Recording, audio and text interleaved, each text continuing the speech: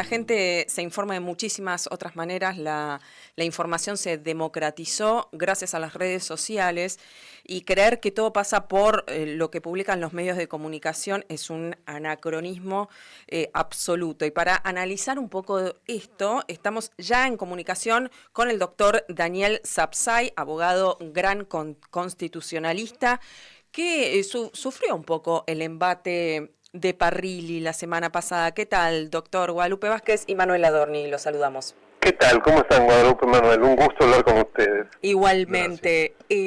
Bueno, usted estuvo, fue uno de los que fue a la comisión, ¿no? A dar su testimonio, su análisis sobre esta propuesta de reforma judicial y se sintió maltratado por Parrilli.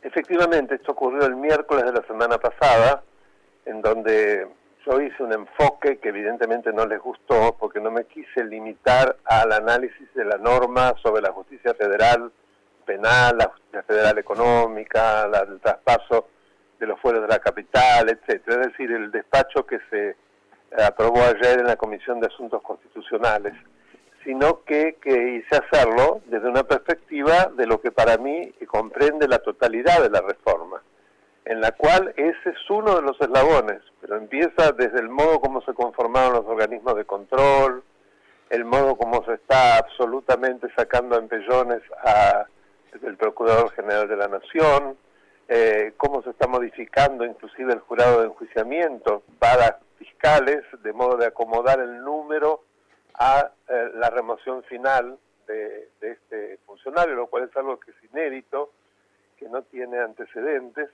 y así continué. Entonces el ataque surgió primero de criticar la exposición, que él esperaba más de mí, que lo había decepcionado, que lo mío había sido una declaración política. Entonces, bueno, hubo un intercambio, yo le dije directamente, además le aclaré que, claro, el maltratado generalmente es un maltratador, y eso es lo que él estaba haciendo conmigo. Increíble. Pero triste, pero real. Claro. Sí, sí, no, el tema es que... No hay que leer un compendio de psicología para saber que esto es así. Sí. Entonces apareció porque el que realmente se ocupó de criticar lo que yo dije sobre la libertad de expresión y lo que se estaba por colar en el proyecto fue Beretilnec, el ex gobernador de Río Negro. Él me dio prácticamente como una lección sobre la libertad de expresión y dijo que lo que yo decía en una sociedad donde cada uno decía lo que se le daba la gana, donde no se molestaba a nadie, era muy peligroso para la libertad de expresión. Fíjese cómo... Qué contrasentido, claro. Porque acá... Impresionante. Entonces yo dije que no, que siempre era una libertad fundamental para la democracia y que como el senador Parrilli ya había pedido la introducción de una cláusula para controlar los medios, porque de eso se trata, yo como constitucionalista me sentí obligado a decirlo porque si se llegaba a incorporar era muy grave. Usted solamente habla de supuestos, no sé dónde saca las cosas, dijo algo por el estilo, ¿no? Bueno, ahora cuento este episodio porque ni estaba yo tan mal informado, claro, ni soy un peligro para la libertad de expresión, y me parece que en realidad los que son un peligro son estos dos señores que dan clases de democracia, ¿no? Y que juzgan si la presentación que uno hace es buena o mala. Cuando uno va simplemente, perdí toda la mañana, uno va solamente para aportar algo. Exacto. No para que después se transforme en un tribunal de críticos que traten de esmerilarme, porque es todo un objetivo, yo lo dije. Yo no soy inocente, no soy tonto, sé lo que están haciendo, es parte de una técnica, ¿no? Pero bueno, la cuestión es que usted me da pie para que yo diga, yo no estaba tan desacertado. Efectivamente, estos señores introdujeron lo que se llama, que no escuché que se dijese, una cláusula de censura indirecta, que si quiere le explico un poco por supuesto. qué constituye. Si nosotros vemos el modo como está protegida la libertad de expresión en nuestra Constitución, hay una complementación entre el clásico artículo 14, que entre todas las libertades públicas, individuales, establece la libertad de prensa sin censura previa de que gozamos todos los habitantes, y el artículo 13, de la Convención Americana de Derechos Humanos o Pacto de San José de Costa Rica, que le da una riqueza mucho mayor, es muy largo, no voy a leer todo, pero lo que sí voy a leer, si usted me lo permite, sí, cómo no, es el artículo 13, apartado 3, donde con muchísima claridad se explica qué es la censura indirecta, que en realidad en el mundo moderno es la que más habitualmente se comete. Ya nadie es tan bobo de sacar una disposición por la cual se le prohíbe a la gente opinar. No, lo hace sutilmente. Entonces dice, no se puede restringir el derecho de expresión por vías o medios indirectos, tales como el abuso de controles oficiales o particulares de papel para periódicos, de frecuencias radioeléctricas o de enseres y aparatos usados en la difusión de información o por cualquier otros medios encaminados a impedir la comunicación y la circulación de ideas y opiniones.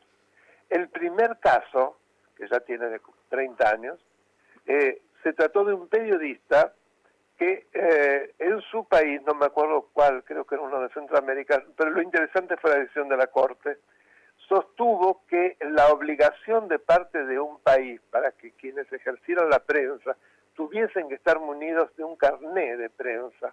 De lo contrario no se les podía permitir entrar, por ejemplo, a las oficinas públicas, a la casa de gobierno, etcétera, etcétera. Él entendió que se trataba de una vía indirecta, porque se podía seleccionar quién sí y quién no. Y la Corte Interamericana de Derechos Humanos le dio la razón. Efectivamente, se trataba de un medio muy sutil, pero que se podía convertir muy fácilmente en un medio de censura indirecta. Así que imagínense lo que el articulito que ellos pusieron es 1000 veces más que exigir que un periodista tenga un carnet. No sé si resultó claro. Sí, y técnicamente, ¿cómo podría funcionar? Un juez dice que se siente presionado porque, por ejemplo, por el titular de un diario. La verdad que es difícil entender, porque es tan abierta la cláusula, por eso es censura indirecta, que puede ser cualquier cosa. Pero además de eso, le está transformando al Consejo de la Magistratura en una suerte de autoridad de aplicación contra los periodistas. Claro. Porque ¿qué van a hacer con la denuncia? Tienen que denunciar ante el Consejo de la Magistratura. El Consejo de la Magistratura, ¿qué tiene que hacer? Que todo esto también es gravísimo, porque en realidad, ¿de qué se trata? Como con las pauta oficial. Usted sabe que el manejo de la pauta oficial también es considerado por la Corte Interamericana, en otro caso, una forma de censura indirecta. Claro. Que fue recordado en los casos Perfil y Río Negro, donde la Corte Suprema le exigió. Y más ahora, ¿no? En este contexto de pandemia, de crisis económica. Pero imagínense cuánto... Y bueno, por eso es más grave, por ejemplo, en las provincias el manejo de la pauta. Porque los medios gráficos, por ejemplo, cuentan con muy pocos medios y viven de la pauta. Entonces, el favorecer a los oficialistas y no a los contrarios ha hecho que si usted observa el mapa de los medios periodísticos en muchas provincias, solo tienen medios pro-oficialistas o oficialistas declarados. Santa Cruz es el caso más claro de eso. Daniel, buen día. Manuel Adorni lo saluda. ¿Cómo anda? ¿Qué tal, Manuel? Bien, gracias. Desde mi ignorancia en materia jurídica se lo pregunto, vamos al supuesto de que efectivamente la reforma judicial se apruebe tal cual se conoce.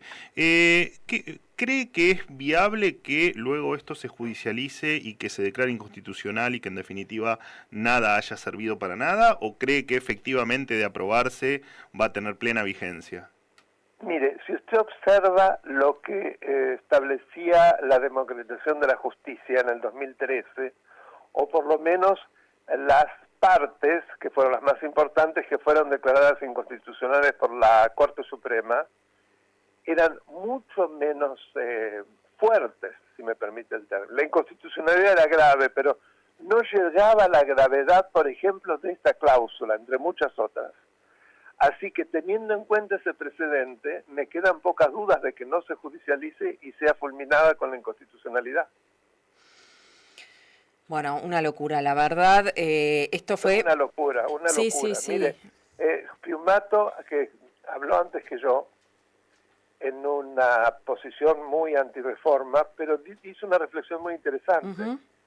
que es directamente una verificación de campo. No hay ningún parlamento del mundo donde en este momento de tragedia y de pandemia se esté perdiendo el tiempo en discutir sobre una reforma de la justicia. Eso es indignante. Todo un dato.